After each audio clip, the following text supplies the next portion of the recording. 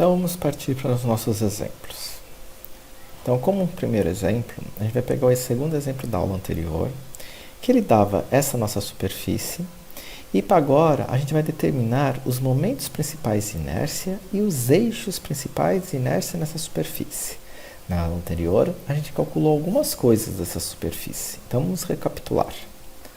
A gente calculou, então, dividiu a nossa superfície em 4 áreas, calculou quem era o meu QZ e quem era o meu QY, achamos a posição do centroide, no nosso Y do centroide era 34,01 milímetros, o Z do centroide era 22,50 milímetros, e também achamos o Y barra dessa minha figura, que deu esse 90.077,74 milímetros a quarta, e o IZ barra, que deu 135.975 milímetros a quarta. Então, a partir desse quadro, e dessas informações, nós vamos calcular os nossos eixos principais de inércia. Então, para começar, vamos calcular o produto de inércia. Então, o produto de inércia é o YZ1 centroidal, da figura do centroide da figurinha, mais o YZ2 do centroide da minha superfície, mais o 3, mais o 4. Cada um deles tem a fórmula do YZI, do centroide da figura, mais o DYI e DZI, AI. Só que aquela nossa figura, que aquele nosso desenho, foi dividido em vários retângulos. E o retângulo, ele sempre tem um eixo de simetria. Então, essa parcela, para o 1, para o 2, para o 3 e para o 4, ele é igual a 0. Eu vou ficar só com essa componente aqui, para cada um deles. Então, no caso, para a gente vai ser 0. E aí a gente vai fazer y do centroide menos o YI, que está lá no nosso quadro, vezes Z do centroide, menos o ZI, que também está no nosso quadro, vezes a área I, que também está no nosso quadro. Então, no caso do produto de inércia da área 1, então, 22,5 era o YC, menos 41,5 era o Y1, 34,01 era o ZC, menos 36,5 era o Z1, e a área 1 era 49. Vou repetir isso para as 4 áreas. Observem que duas áreas aqui, o YZ da área 2 e o YZ da área 4, ele deu 0. Por quê? Porque o eixo de Y dessas nossas áreas, ele coincide com o nosso Y do nosso centroidal. Então, quando eu pegava a subtração de cada um deles, isso daqui vai dar 0. Então, eu vou ter só essas duas parcelas aqui. Então, meu YZ total é somando essas 4 parcelas, que vai dar menos 13.034 milímetros a quarta.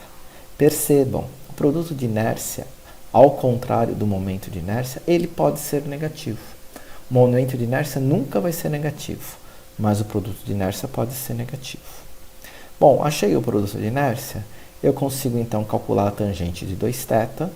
Então, substituindo, aqui está o produto de inércia que a gente acabou de determinar, e o IZ e o Y que a gente calculou na aula passada.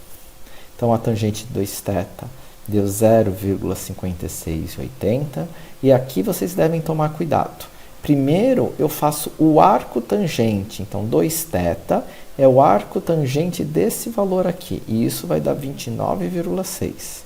Só depois disso, eu passo o 2 dividindo. Então, o 2 dividindo vai dar 14,80.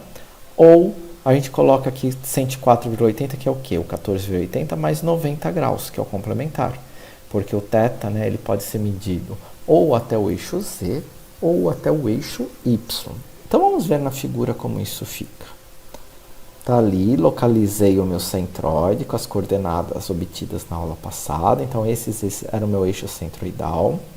Obtive um θ de mais 14,80, significa que esse θ está girando no sentido horário. Tá? Então, quando o θ aqui for positivo, ele gira o meu eixo no sentido horário. E aí eu localizei onde estão os meus eixos Z' e Y'. E esse 104,80 seria se eu medisse aqui do meu Z até lá no meu Y. Aí eu ia ter o 104,80. Bom, achei a posição dos meus eixos. Vamos ver quais vão ser os momentos principais de inércia. Então, I máximo e mínimo é dado por essa fórmula aqui. Lembra que eu destaquei essa fórmula para vocês. Substituindo, então, os valores, né, de Z barra y barra e yz barra, né, eu vou ter isso aqui. Esse quadrado, né, vai deixar esse sinal negativo positivo, cuidado com isso. E aí, se eu pego a raiz positiva, eu tenho o I máximo. Se eu pego a raiz negativa, eu tenho o I mínimo. Então, esses valores são os I máximo e mínimo de produto de inércia. Percebam que esses valores, eles têm que dar maior do que os dois valores que eu tinha e o outro menor do que os dois valores que eu tinha. Esses valores que eu tinha anteriormente, que não eram os eixos principais, eles têm que estar intermediário entre esses dois valores. Tá, professor, mas agora, o I máximo é o meu IZ ou é o meu IY? O I mínimo é o meu IZ ou é o meu IY, linha, né? Então, como que eu determino isso? Eu volto para uma daquelas outras formas que eu apresentei na teoria. Tinha uma forma que eu apresentei na teoria que eu falava que Y' era o quê? Era o IY mais o IZ dividido por 2, menos o IZ menos o IY dividido por 2 cosseno de 2 vezes o θ, mais o produto de inércia vezes o seno de 2 vezes o θ. Então, eu pego todos esses valores aqui, inclusive do θ que eu determinei anteriormente, e substituo nessa fórmula. Calculando isso, eu descubro que meu IY' é 86.634,61. Ó, é o mesmo valor que eu tinha aqui. Então, meu I mínimo é o Y', logo, meu I máximo é o meu IZ'. Entenderam? Então, agora é hora de a gente exercitar, né? Vamos pegar as listas de exercício, o problema proposto para entrega e vamos tentar fazer. Se não, voltem lá no início do exercício e façam passo a passo junto com o professor para vocês tentarem aprender a absorver esse conhecimento. Bons estudos para todos.